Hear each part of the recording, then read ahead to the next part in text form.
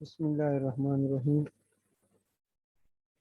अच्छा बेटा, last lecture में हमने वैलेंसी तक डिस्कस कर लिया था।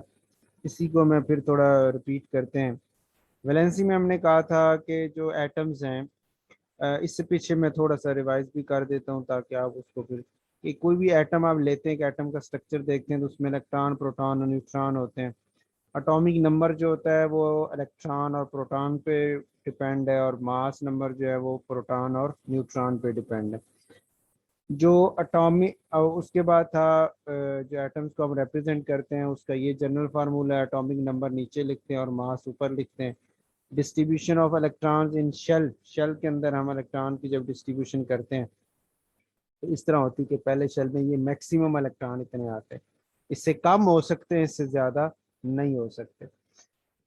अच्छा, अब वैलेंसी ये थी कि जो किसी भी एटम का सबसे बाहर वाला जो शेल है, आउटर मोस्ट शेल है, उसके अंदर जितने इलेक्ट्रॉन हैं वो ये चीज डिसाइड करेंगे कि इस एटम की वैलेंसी क्या है। ठीक होगा? वो कैसे डिसाइड करेंगे कि हर एटम चाहता है कि उसका वैलेंस शेल मुकम्मल हो जाए। हर एटम चाहता है कि उसका वैलेंस शेल मुकम्मल हो जाए। वो मुकम्मल कैसे होता है? जब उसके अंदर 8 इलेक्ट्रॉन आ जाए। अगर तो पहले शेल की बात हो रही है तो उसमें तो दो, आपने देखा कि मैक्सिमम दो है तो दो हों तो वो मुकम्मल है। लेकिन दूसरा या उससे आगे कोई भी शेल होगा तो उसमें मैक्सिमम 8 आ जाएंगे तो वो कंप्लीट हो जाएगा। अब हर एटम चाहता है कि उसके वैलेंस शेल में 8 इलेक्ट्रॉन हो जाएं तो वो मुकम्मल है। 8 करने के लिए, अगर 8 से कम में इलेक्ट्रॉन है तो उसको करने के लिए वो क्या करता है कि दो तीन तरीके होते हैं। एक तो ये है कि या तो वो लूज कर दे कि उसके वैलेंस शेल में फॉर एग्जांपल 1 इलेक्ट्रॉन है, बाहर वाले सबसे बाहर वाले शेल में 1 है, उससे पिछले में 8 है, तो सबसे बाहर वाले 1 को वो छोड़ देगा तो पीछे 8 बच जाएंगे अंदर वाले शेल के। या गेन कर ले कि उसके बाहर वाले शेल में 7 इलेक्ट्रॉन है, एक गेन कर लेगा तो 8 हो जाएंगे। ठीक हो गए? या शेयर कर ले कि दूसरा एटम जो है उसके भी 7 है, इसके भी 7 है, दोनों अब लूज भी नहीं कर सकते और दोनों गेन भी नहीं कर सकते। गेन इसलिए नहीं कर सकते कि एक लूज करेगा तो दूसरा गेन करेगा ना। अब दोनों के साथ साथ हैं तो साथ साथ वाला तो गेन नहीं कर सकते, मतलब लूज कोई नहीं करने वाला इन दोनों में से, इसलिए गेन भी कोई नहीं करेगा। ठीक हो गया? तो उसके लिए फिर वो क्या करते हैं, वो शेयर कर लेते हैं। तो कहते हैं 1 इलेक्ट्रॉन मुझे चाहिए, एक तुम्हें चाहिए, हम दोनों शेयरिंग कर लेते हैं तो हम दोनों के 8 8 पूरे हो जाएंगे। ये आपको याद होगा लास्ट लेक्चर में हमने इस तरह डायग्राम भी बनाई थी कि जो सोडियम है उसके केस में तो ये सोडियम सोडियम जो है उसके केस में तो आपके पास है, इसमें एक सेकेंड।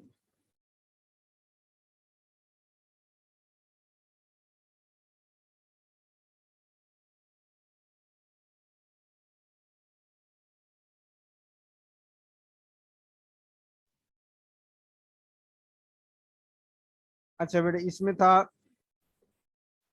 कि जो सोडियम था उसके केस में सबसे बाहर वाले शेल में 1 इलेक्ट्रॉन होता है, वो एक छोड़ देता है तो उसके पीछे जो है वो 8 बच जाते हैं। क्लोरीन ये थी, इसके वैलेंस शेल में 7 होते हैं, एक किसी से ले लेगा तो 8 हो जाएंगे। ठीक होगी? लेकिन जब दोनों ही क्लोरीन आपस में आ जाए आमने सामने तो ना कोई इन दोनों में से कोई लूज करने वाला नहीं है, तो जब लूज नहीं कर रहा तो गेन भी नहीं होगा। ठीक होगा? तो इसलिए फिर वो क्या करते हैं, एक एक इलेक्ट्रॉन शेयर कर लेते हैं, एक वो दे देगा एक ये दे देगा। अब ये दोनों इलेक्ट्रॉन इसके भी 8 पूरे कर रहे हैं और इसका भी 8 पूरे कर रहे हैं। ठीक होगा? ये शेयर हो गए। तो यही पॉइंट यहाँ पे लिखा हुआ है कि जो सोडियम है जिसे हम मेटल कहते हैं, कि मेटल क्या क्या करती हैं, वो इलेक्ट्रॉन लूज कर देती हैं, छोड़ देती हैं सबसे बाहर वाले शेल में, कि उनके पीछे जो इलेक्ट्रॉन बच जाते हैं ना वो उनका वैलेंस शेल मुकम्मल होता है, 8 इलेक्ट्रॉन बचे हुए होते हैं। ठीक होगा? लेकिन जो फ्लोरीन के केस में कि फ्लोरीन 1 इलेक्ट्रॉन गेन करती है और इसकी वैलेंसी 1 है। फ्लोरीन क्या है? एक नॉन मेटल है। नॉन मेटल से क्योंकि जो सबसे बाहर वाले शेल होते हैं ना वो मुकम्मल होने के करीब होते हैं, 8 के करीब होते हैं, मतलब उनके या तो 7 इलेक्ट्रॉन होंगे या 6 होंगे या 5 होंगे। तो वो फिर क्या करते हैं, वो 3 लेने की कोशिश कर, मतलब 5 है तो 3 लेगा, 6 है तो 2 और ले लेगा किसी से, और 7 है तो एक और ले लेगा, तो वो गेन कर लेती हैं जब उनके सामने मेटल मौजूद हो। ठीक हो गया? और जो नॉन मेटल ही हैं, जब आपस में किसी और नॉन मेटल से मिलती हैं तो फिर वो लूज तो कोई नहीं करता, गेन ही होता है। इस वजह से फिर उनकी शेयरिंग होती है। तो फिर वो एक एक इलेक्ट्रॉन या दो दो इलेक्ट्रॉन शेयर करके एक दूसरे के वैलेंस शेल मुकम्मल कर लेते हैं। जैसे ये आपने क्लोरीन की यहाँ एग्जांपल देखी है, कि जिसके बैलेंस शेल में सात सात थे, तो एक एक की कमी थी, तो उन्होंने एक एक शेयर करके आठ आठ पूरे कर लिए। अच्छा, ये तो बात होगी वैलेंसी के हवाले से। उसके बाद है आयन। अच्छा, आपका जो पेपर है ना, उसमें जो सिलेबस है उसमें पॉइंट मेंशन था मॉलिक्यूलर स्ट्रक्चर। ठीक हो गया। मैं उसको यहाँ पे दिखाता भी हूँ आपको। ये इसके अंदर मेंशन है मॉलिक्यूलर स्ट्रक्चर। अब ये मॉलिक्यूलर स्ट्रक्चर की एक जर्नल टर्म थी, अब उसके अंदर ये सारी जितनी रिलेटेड टर्म्स थी वो सारी मैंने ऐड कर दी हैं। तो अब इसमें शॉर्ट क्वेश्चन ये हर, अब शॉर्ट क्वेश्चन की मैं बात करूं तो ये एटॉमिक नंबर शॉर्ट क्वेश्चन हो सकता है, मास नंबर हो सकता है, ठीक है, वैलेंसी अलग से शॉर्ट क्वेश्चन हो सकती है। इसी तरह ये आयन जो है ये भी शॉर्ट क्वेश्चन है। आयन क्या होता है एग्जांपल दे दें, एक शॉर्ट क्वेश्चन। दूसरा शॉर्ट क्वेश्चन है पॉजिटिव आयन क्या होता है एग्जांपल दे दें, नेगेटिव आयन क्या होता है एग्जांपल दे दें। या इन पे एमसीक्यूज भी हो सकते हैं, तो ऑप्शन दिए और आपसे पूछा हो कि इनमें से कौन सा पॉजिटिव आयन है कौन सा नेगेटिव आयन है, तो आप उनको देख के इस तरह आयन वगैरह को पॉजिटिव और नेगेटिव को देख के बता सकते हैं। पॉजिटिव आयन अब कब बनता है जी? अब पहले तो आयन की बात करते हैं। आयन क्या है कि जब एक एटम जो है वो इलेक्ट्रॉन लूज कर देता है या गेन कर देता है, यानी पॉजिटिव या नेगेटिव चार्ज जब उसके ऊपर आ जाता है, तो उसको हम आयन कहते हैं। ठीक हो गया। जैसे ये सोडियम की मिसाल है, ये मेटल है ना, तो अभी आपने पीछे बात की थी जो मेटल हैं वो इलेक्ट्रॉन लूज करती हैं, तो जितने इलेक्ट्रॉन वो लूज करती हैं उतने ही उनके ऊपर पॉजिटिव चार्ज आ जाते हैं। और जो नॉन मेटल है जैसे यहाँ क्लोरीन है, तो वो जित इलेक्ट्रॉन गेन करते हैं, तो जितने ही वो गेन करते हैं उतना ही उनके ऊपर नेगेटिव चार्ज आ जाता है। ठीक है, उसको क्लोराइड आयन बोलते हैं। अब यहाँ पे जैसे दूसरी मिसाल है पॉजिटिव आयन की, कि जब एक एटम इलेक्ट्रॉन लूज करता है तो वो पॉजिटिवली चार्ज हो जाता है। ठीक हो गया, due to more number of proton, कि नंबर ऑफ प्रोटॉन उनके पास ज्यादा हो जाते हैं। और पॉजिटिव आयन को हम कैटायन का नाम भी देते हैं।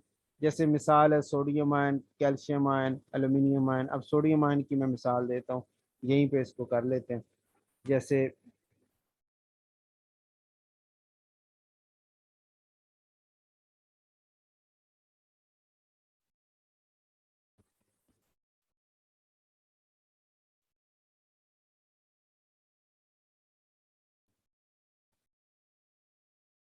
ये, अब देखें ना इसमें, इसके प्रोटॉन जो इसका है ना, सोडियम के प्रोटॉन जो होता है वो 11 होता है, ठीक है। और उसके न्यूट्रॉन जो है वो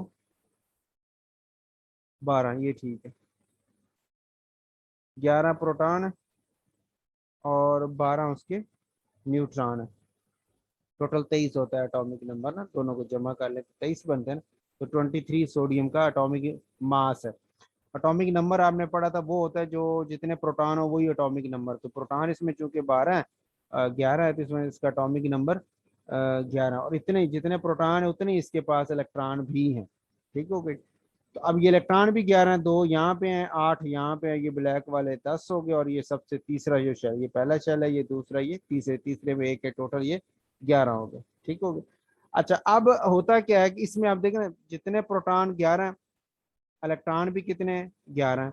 अच्छा, आपने पढ़ा था कि सर जो प्रोटॉन होता है उसके ऊपर तो पॉजिटिव चार्ज होता है, इसका मतलब इसके पास पॉजिटिव 11 चार्ज है। ठीक है। और इसके जो इलेक्ट्रॉन है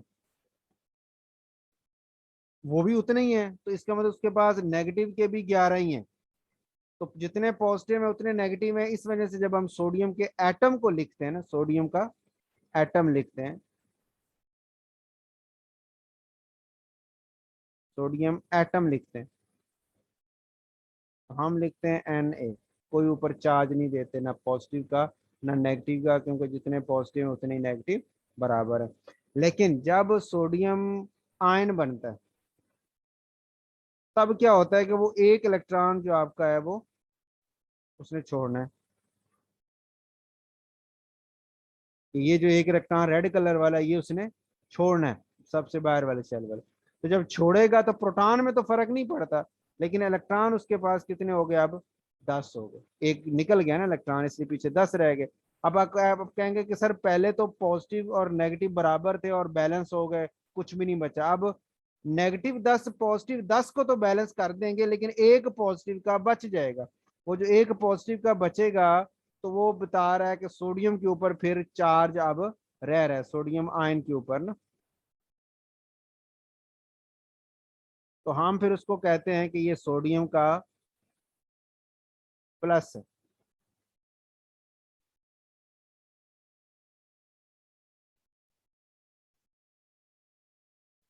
ठीक है, जिसको हम उसके ऊपर इस तरह पावर की शक्ल में शो कर देते हैं, सोडियम आयन की शक्ल में। यानी पॉजिटिव आयन कब आता है, जब कोई इलेक्ट्रॉन लूज कर देता है, इलेक्ट्रॉन छोड़ देता है, तो उसके ऊपर पॉजिटिव चार्ज आ गया। क्यों आया, कि अब प्रोटॉन की तादाद ज्यादा हो गई है पॉजिटिव वालों की, इसलिए इसके ऊपर पॉजिटिव चार्ज आ रहा है। लेकिन अगर इसका उल्ट होगा, जैसे क्लोरीन की मिसाल अभी आपने नीचे पढ़ी,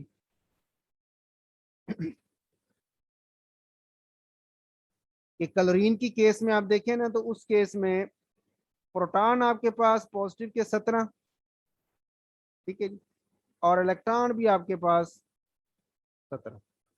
और जो क्लोरीन का फिर एटम बनता है आपके पास, आप कहते हैं सर वो सिर्फ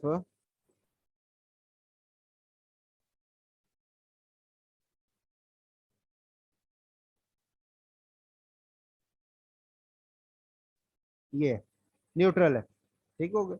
लेकिन जब क्लोरीन के आयन की बारी आती है,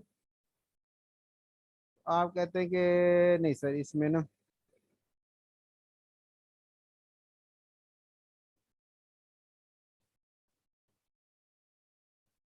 प्रोटॉन तो आपको पता है आयन में 17 ही रहते हैं ना, इलेक्ट्रॉन अब उसने, उसके चूंकि वैलेंस शेल में 7 आते हैं, क्लोरीन के वैलेंस शेल में 7 आते हैं, तो 8 करने के लिए वो एक इलेक्ट्रॉन लेता है किसी से। अब वो लेने की वजह से उसके इलेक्ट्रॉन 18 हो गए, माइनस के 18 है और पॉजिटिव के 17। अब आप कहेंगे सर माइनस का एक चार्ज ज्यादा हो गया, इसलिए फिर जब यहाँ पे क्लोरीन का आप आयन बनाते हैं,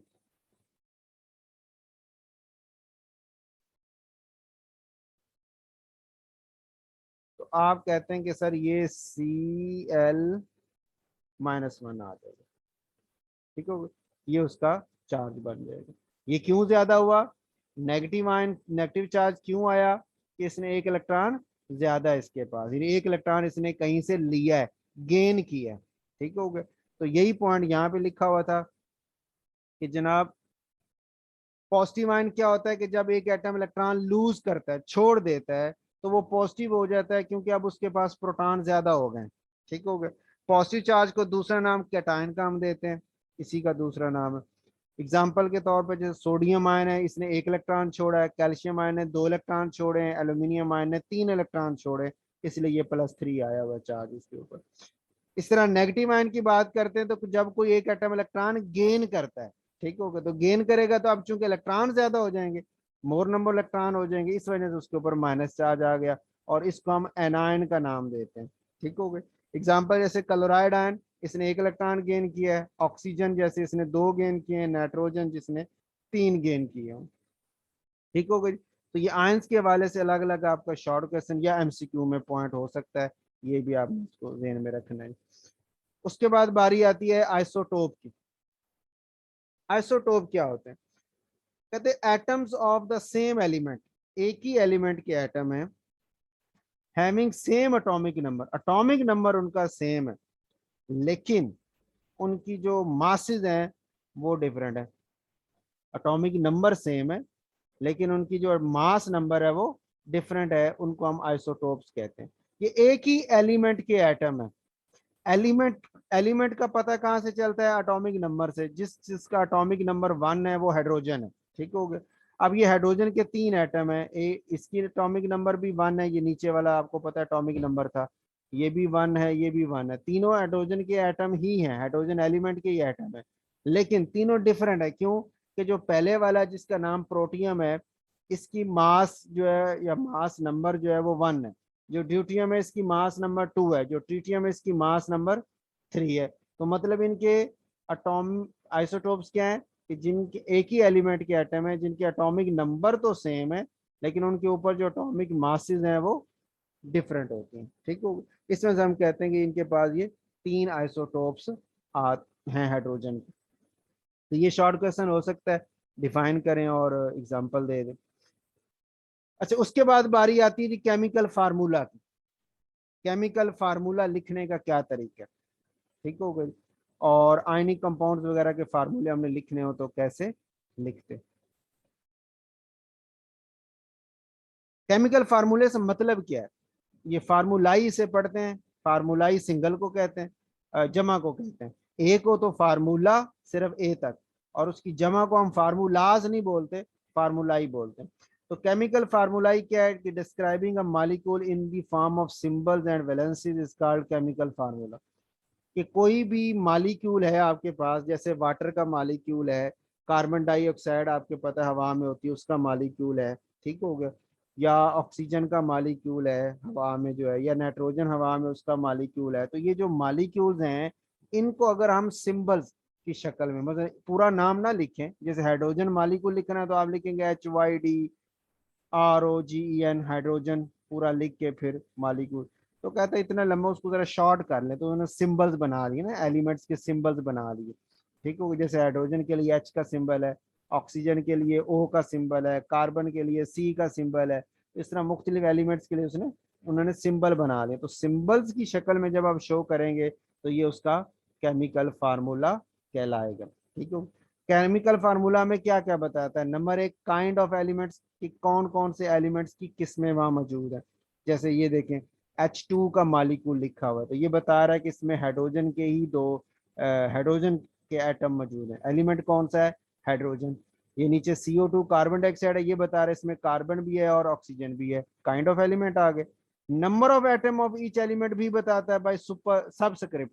नीचे जैसे H2, ये नीचे 2 बता रहा है कि इसमें हाइड्रोजन एलिमेंट के 2 एटम है, और ये CO2 में बता रहा है कि इसमें कार्बन एलिमेंट का 1 है और ऑक्सीजन एलिमेंट के 2 एटम है, ठीक है। ये आपस में जुड़ के फिर ये पूरा मॉलिक्यूल बना देते हैं। तो ये तो हो गया केमिकल फार्मूला होता क्या है और क्या हमें इंफॉर्मेशन देता है, उसकी एग्जांपल भी आ गई, ठीक हो गया।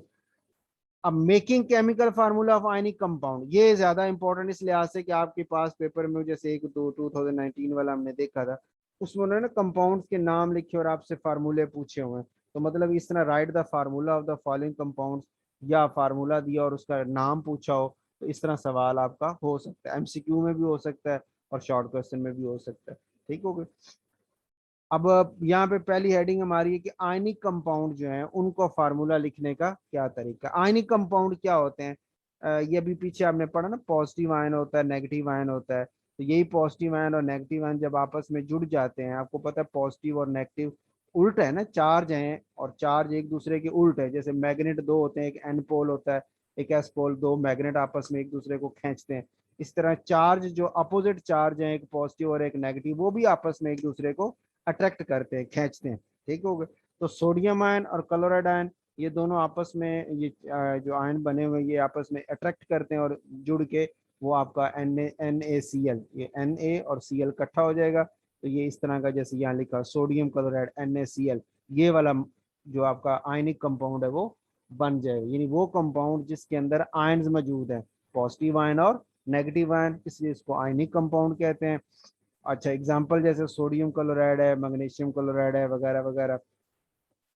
अच्छा, लिखने का क्या तरीकाकार है, उसमें आप देखेंगे कि right the symbol of positive ion cation on left side. पहला स्टेप ये होता है केमिकल फार्मूला लिखने का, कि जो पॉजिटिव आयन है, कैटायन है, उसका आप लेफ्ट साइड पे लिखें सिंबल उसका। जैसे यहाँ देखें ना, सिल्वर आयन और सल्फाइड आयन दो थे, सिल्वर आयन को लेफ्ट साइड पे लिखा पॉजिटिव को, और नेगेटिव को राइट साइड आपके लिख लिया, ठीक हो गई।